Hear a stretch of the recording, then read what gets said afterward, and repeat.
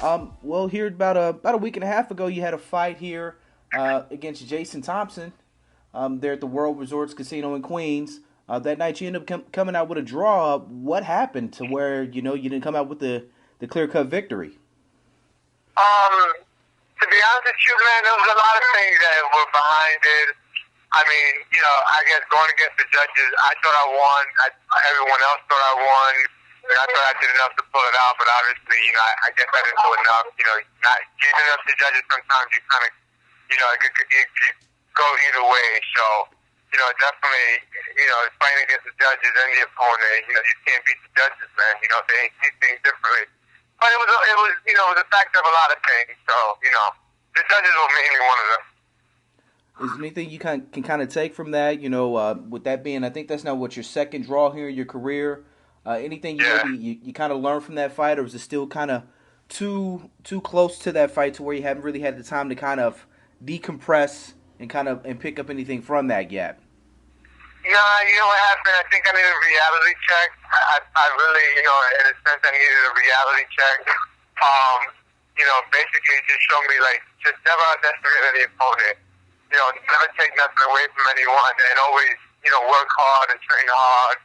We did, on my end, I knew Jason, I knew Jason from seeing him past experiences, and I kind of went in there, very relaxed, and I want to say too comfortable.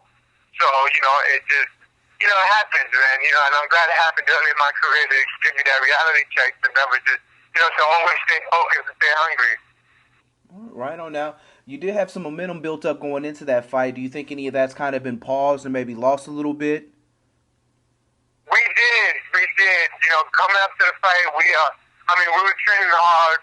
We were training hard at the beginning of camp.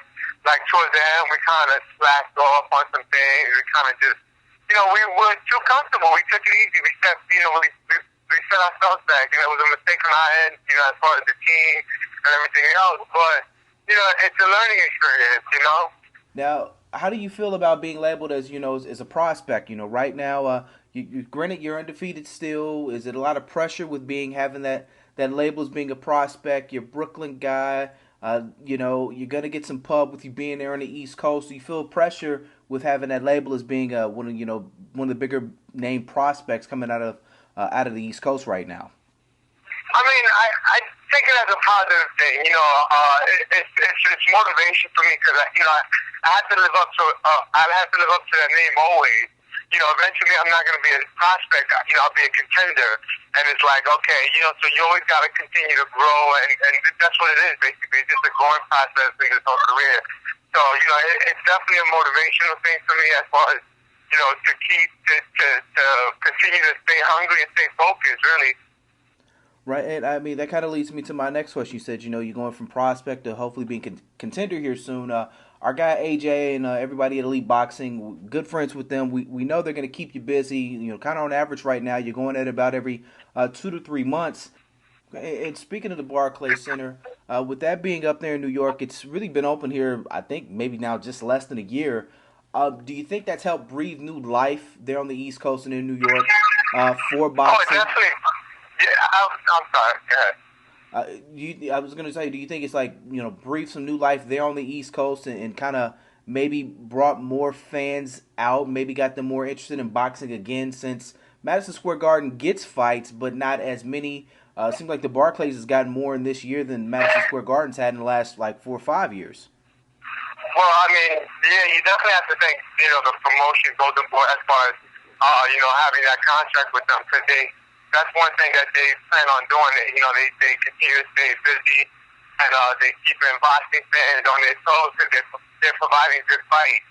It's definitely bringing a light back into boxing as far as, because you have a lot of fighting, we have the UFC, the MMA fighters and all this other stuff. So it's definitely bringing boxing back to life, which is it's a great thing, especially to make the Barclays Center the mecca of boxing, to revamp it. So that's a great thing. Now, with you being a Brooklyn guy, is that your dream to headline a card there in the Barclays Center? Oh, that would be amazing, man.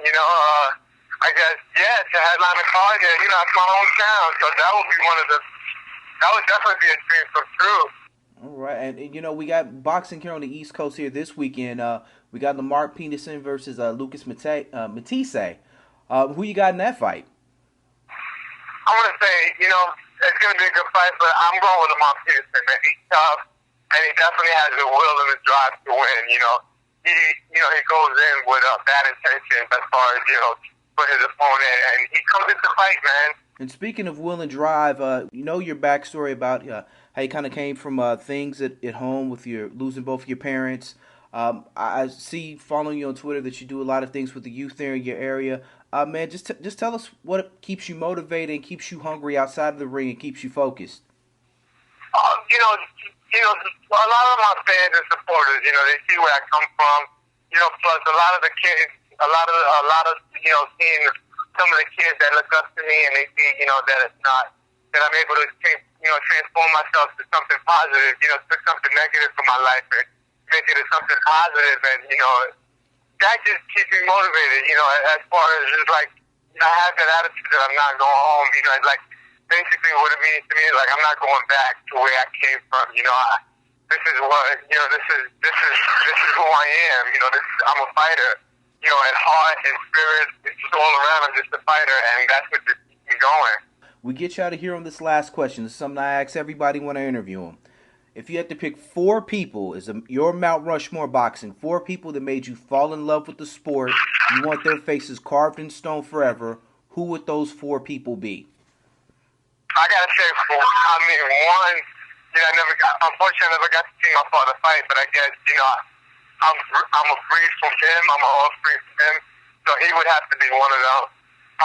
Watching Sugar Ray Leonard, Roberto Duran, and Marvin Hagler, these guys, Kennedy 5 honestly, Tommy Harris too, that's what boxing was, though, those guys definitely inspired me, I would say those 4 and my father are definitely the ones who, got me into the whole boxing thing. Oh, right on.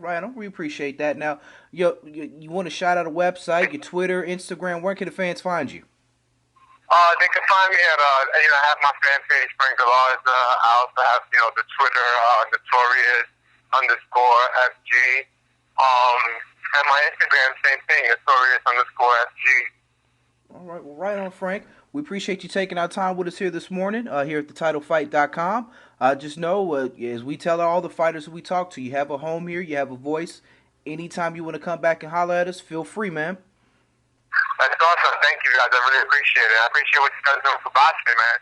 Hey, man, we try, man. We're here for the people and for the fighters. That's what we do. That's awesome. Great job. Thank you again, man. All right, not a problem, man. You take it easy. You too.